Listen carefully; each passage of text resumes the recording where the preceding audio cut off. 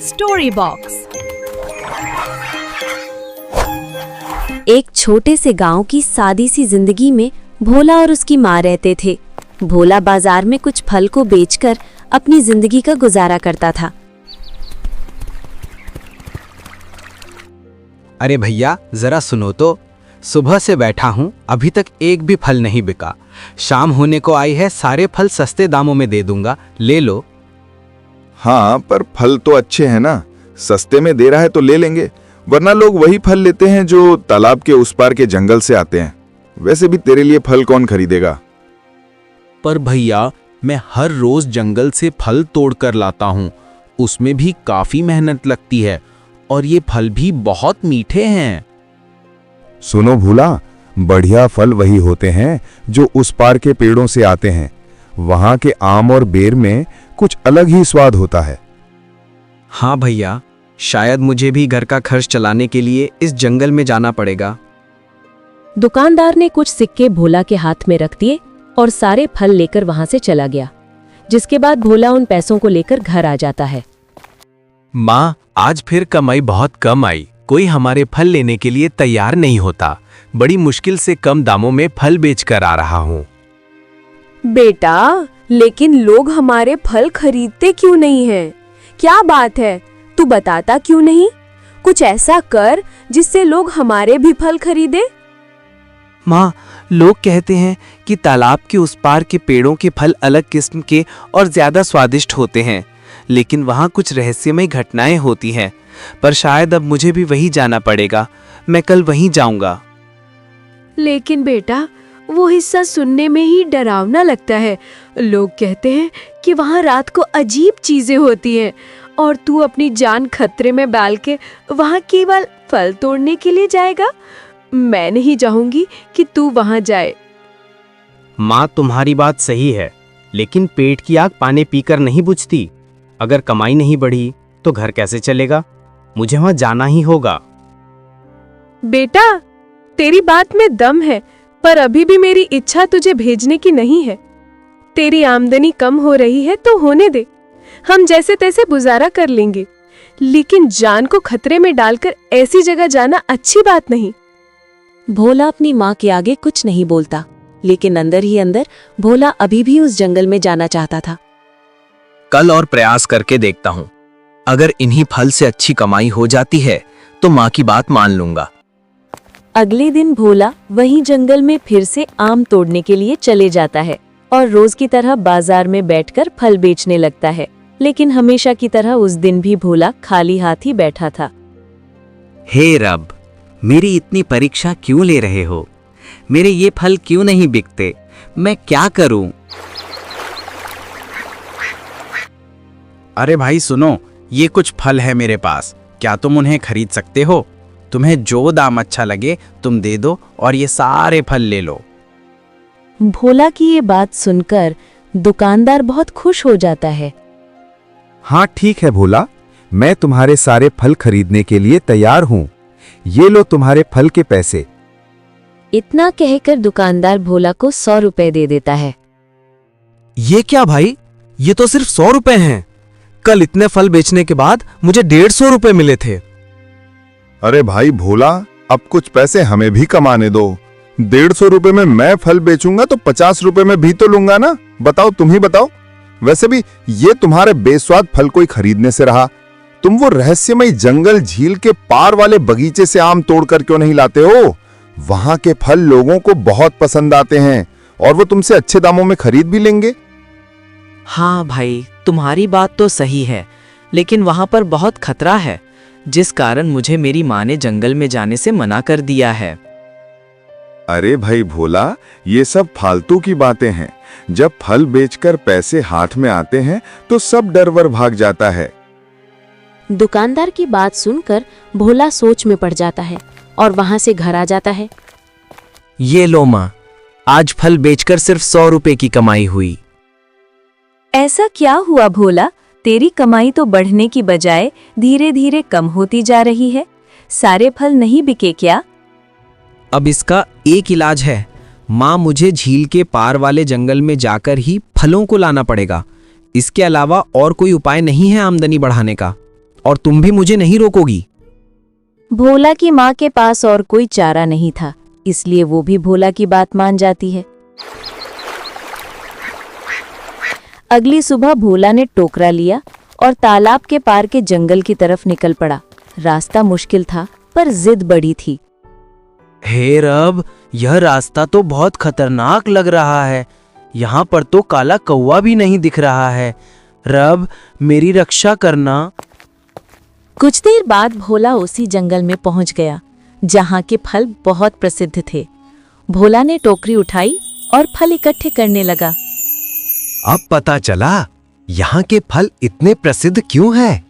ये फल तो मेरे फलों से बहुत बड़ा और बहुत स्वादिष्ट भी होगा। जल्दी से उन्हें टोकरी में जमा करके घर की ओर निकलता हूँ। कुछ देर बाद भोला अपनी टोकरी में सारे फल जमा कर लेता है और घर के लिए निकलने लगता है। लेकिन तभी अचानक बहुत तेज आंधी और तूफान चलने लगते हैं। हे रब, यह क्या हो गया? आज ही मेरी इतनी कठिन परीक्षा लेनी थी। यह सारे फल तो जमा कर लिए, लेकिन इतनी तेज आंधी में इन्हें घर लेकर कैसे जाऊं? भोला ये सोच ही रहा था, तभी अचानक उसका पैर फिसल जाता है और उसका सर पत्थर पर टकराने के कारण वो बेहोश हो जाता है। कुछ देर बाद जब भोला की आंख खुलती है तो वो चौंक जाता है, क्योंकि वो किसी दूसरी जगह पर था। है रब, मैं तो किसी और जगह पर आ गया हूँ। और ये पेड़ से इतनी रोशनी कैसे निकल रही है? लगता है ये कोई रहस्यमयी पेड़ है। भोला उस चमकते हुए पेड़ को देखकर घबरा गया, लेकिन तभी अचानक वहां पर एक सुनहरे रंग का पक्षी उड़कर आता है और उस पेड़ की टहनी पर बैठ जाता है। ये क्या? ऐसा पक्षी तो मैंने आज तक नहीं देखा। ये तो लगता है सोने का पक्षी है। अगर मैं इसे घर ले गया तो मेरी सारी गरीबी खत्म हो जाएगी। लेकिन इतना लालच करना अच्छा नहीं होगा। अगर गांव वालों ने इस पक्षी को देख लिया तो वो इसे मार देंगे। भोला ये बात कर ही रहा था, लेकिन तभी वो सुनहरा पक्षी भोला के पास उड़ता हुआ आता है और बोलता है, भोला, डर मत। मैंने तेरी सारी बातें सुन ली है। तेरे मन में जो सफाई है वो मुझे साफ दिखाई दे रही है। हे रब, ये पक्षी तो बोलता भी है। तुम बोल कैसे रहे हो और तुमने मेरी बात कैसे जान ली? मैं कोई साधारण पक्षी नहीं हूं भोला। मैं तुम्हारे जैसे सच्चे और भले इंसानों की मदद करता हूं। तुम चिंता मत करो, तुम्हारी जान को कोई खतरा नहीं होगा। ये लो, ये सोने का आम ले जाओ। इससे तुम्हारी सारी गरीबी खत्म हो जाएगी। ये आम सच में सोने का है और ये मैं ले जा सकता हूँ। हे रब, मैं कोई सपना तो नहीं देख रहा। ये कोई सपना नहीं है भोला। ये आम तुम घर ले जा सकते हो। 3 दिन बाद आकर और आवश्यकता हो तो मांग लेना। मैं सिर्फ तुम्हारी आवाज सुनने पर ही आऊंगा। इतना बोलकर सोने के पक्षी ने आम रखा और उड़ गया। भोला थर थर कांपता हुआ आम उठाकर घर के लिए निकल गया। अरे भाई भोला, तुम ये रहस्यमय जंगल की तरफ से आ रहे हो, कहीं तुम वो फल तोड़ने तो नहीं गए थे? नहीं दत्ता, मैं तो कुछ और काम से गया था। लेकिन तुम इस समय यहाँ क्या कर रहे हो? आज ठाकुर साहब के यहाँ काम नहीं है क्या? अरे भाई भोला, हम तो तुम्हारे शुभ चिंतक हैं। तुम देखो तो हम तुम्हारे हालचाल लेने आ गए। ठीक है भाई दत्ता, अब मैं चलता हूँ, मुझे कुछ काम है। कुछ तो गड़बड़ है भोला। इतना घबराया हुआ तो कभी नहीं रहता था। इसके पीछे जाकर देखता हूँ। कुछ देर बाद भोला अपने घर पहुंच जाता है। बेटा, इतनी देर कहाँ था? मेरा तो दिल बैठा जा रहा था और तेरे हाथ खाली। टोकरी कहाँ है? फल नहीं मिले क्या? ज्यादा आवाज मत करो माँ, शांत रहो, सब बताता हूँ। मैं जैसे ही फल तोड़कर घर आ रहा था, अचानक आंधी चलने लगी, जिसके कारण मैं गिर गया और बेहोश हो गया। जब मेरी आंखें खुली तो मैं किसी दूसरी जगह पर था, जहां पर मुझे एक सुनहरा पक्षी मिला, जिसने मुझे ये सोने का आम दिया और मुझे परसों आने के लिए भी कहा है कि अगर और आवश्यकता हो तो मैं और आम मांग लूं। क्या? सोना? पर बेटा, भले ही उस पक्षी ने तुझे 3 दिन बाद बुलाया है, पर तू उसे अब धन्यवाद करके आना, क्योंकि ज्यादा लालच करना अच्छी बात नहीं होती। हमें रब का धन्यवाद करना चाहिए कि उन्होंने हमारी सुन ली। पर उसी समय बाहर से दत्ता खामोशी से सब सुन रहा था। अच्छा, तो ये गड़बड़ है, इसलिए भोला इतना घबरा रहा था। अभी ये बात जाकर ठाकुर साहब को बताता हूं। ठाकुर साहब सुनो। अरे क्या हुआ? इतनी रात को क्यों परेशान कर रहा है? आधी रात को भी चैन नहीं पड़ती तुझे? अरे मैं ऐसी खुशखबरी लाया हूं जिसे आप सुनोगे तो आपके दिन और रात की नींद उड़ जाएगी। सुनिए, मैं अभी भोला को अपनी माँ से बात करते हुए सुनकर आ रहा हूँ। वो कह रहा था कि उसे रहस्यमयी जंगल में किसी पक्षी ने सोने का आम दिया है। क्या तू पागल तो नहीं हो गया? ध्यान से देखा था ना, वो सोने का आम ही था। हाँ ठाकुर साहब, मैं झूठ नहीं बोल रहा। मैंने खुद अपनी आंखों से उस चमकते हुए सोने के आम को देखा है, इसलिए तो मैं दौड़ते हुए सीधा आपके पास आया हूं। ठीक है, अगर ये बात है तो अगले 3 दिन में जब भोला उस सुनहरे पक्षी से वापस मिलने जाएगा, तब हम भी उसके पीछे पीछे उस पक्षी के पास जाएंगे और सोने के पक्षी को पकड़ के अमीर बन जाएंगे।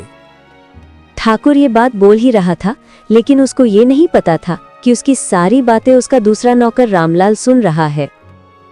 अच्छा, तो ये खिचड़ी पक रही है।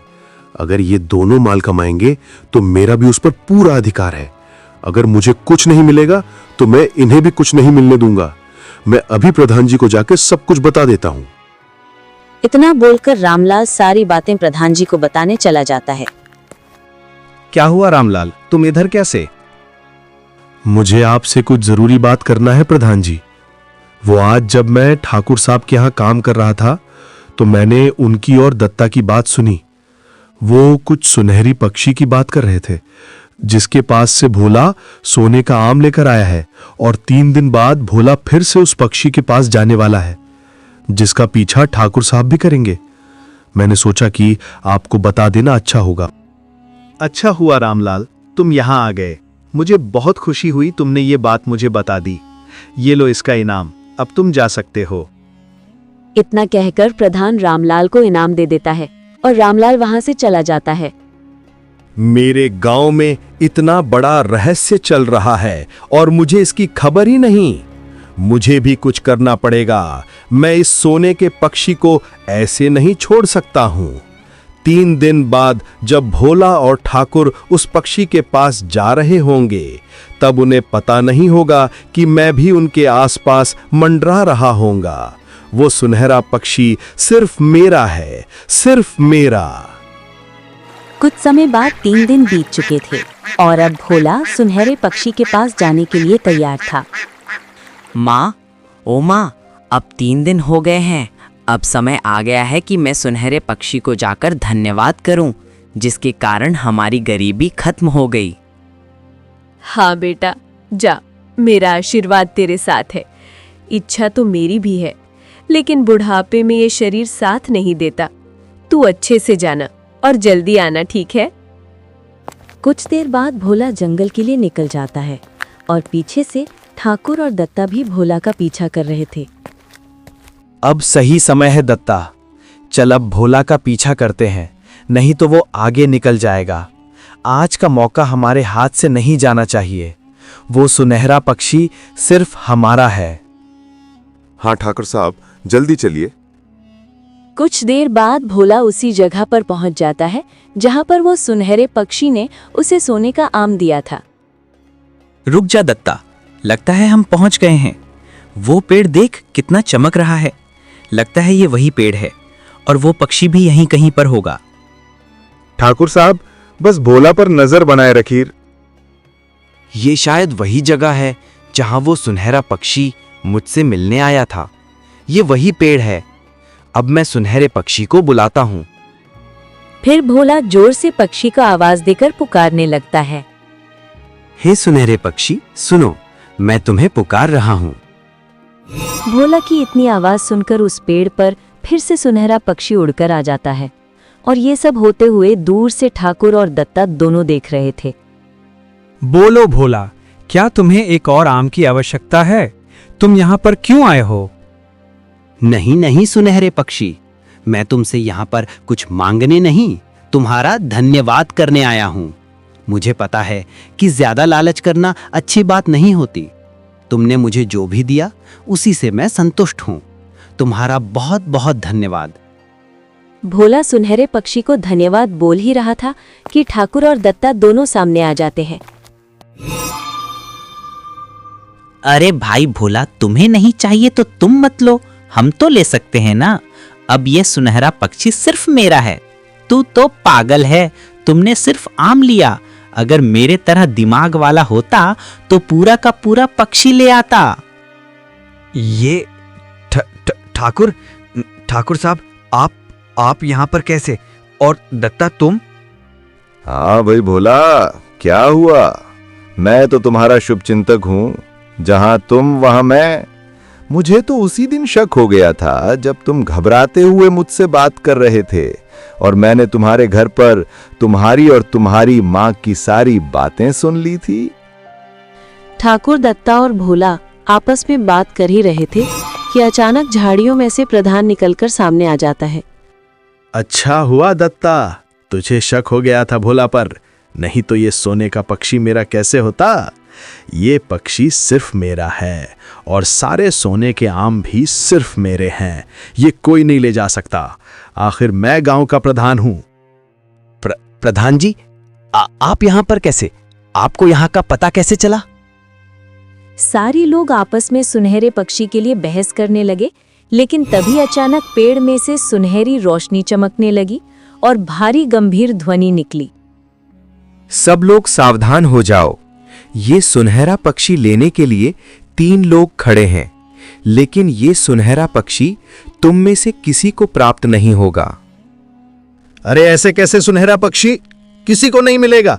ये सुनहरा पक्षी सिर्फ मेरा है। आखिर मैं गांव का प्रधान हूं। इतना कहकर प्रधान जाकर सुनहरे पक्षी को अपने हाथ में पकड़ लेता है और अपने साथ ले जाने लगता है। लेकिन तभी ये तुमने क्या किया प्रधान? तुमने इस पक्षी को छूकर दूषित कर दिया है। अब ये पक्षी श्रापित हो चुका है और इसलिए तुम तीनों में से जो भी इस पक्षी को अपने साथ लेकर जाएगा, उसकी 5 दिन बाद मृत्यु हो जाएगी। इसके बाद ही ये पक्षी श्रापित मुक्त हो पाएगा। यह सुनकर प्रधान तुरंत उस पक्षी को अपने हाथ से छोड़ देता है और पीछे हट जाता है। अरे भैया, अरे ये क्या? ऐसा है तो मुझे नहीं चाहिए पक्षी। अरे जान है तो जहान है भाई। मेरे पास रब का दिया सब कुछ है, मुझे ये पक्षी नहीं चाहिए। ठाकुर और भोला, तुम क्या सोच रहे हो? तुम्हें नहीं चाहिए यह सुनहरा पक्षी? जल्दी बोलो। ठाकुर साहब, अगर हम ये चमकते सुनहरे पक्षी को अपने घर ले गए तो 5 दिन बाद तो हम ही नहीं बचेंगे। तो इसको बेचकर क्या खाएंगे और कहां ले जाएंगे? आज पहली बार तूने अक्ल की बात करी है दत्ता। तू सही कह रहा है। हमें ये पक्षी नहीं चाहिए। हमारे पास जितना है हम खुश हैं। अब सिर्फ तुम बचे हो भोला। तुम क्या सोच रहे हो? तुम्हें ये पक्षी चाहिए या नहीं चाहिए? क्योंकि अगर तुमने ये पक्षी को नहीं ले पाए तो ये पक्षी भी 5 दिन के अंदर मर जाएगा। हे चमकती हुई रोशनी, मैं तो यहाँ पर केवल धन्यवाद करने आया था, लेकिन मेरी वजह से ये पक्षी की मृत्यु हो जाएगी तो मुझे बहुत पाप लगेगा। अब भले ही मेरी 5 दिन बाद मृत्यु हो या ना हो, मैं पक्षी को अपने साथ ले जाने के लिए तैयार हूँ। इतना कहकर भोला उस पक्षी को अपने हाथ में उठा लेता है और घर जाने लगता है। लेकिन तभी अचानक उस पक्षी में से बहुत तेज रोशनी निकलती है। ये प्रेम शंकर यहाँ पर क्या कर रहा है? प्रेम शंकर, तुम यहाँ पर कैसे? तुम तो मर गए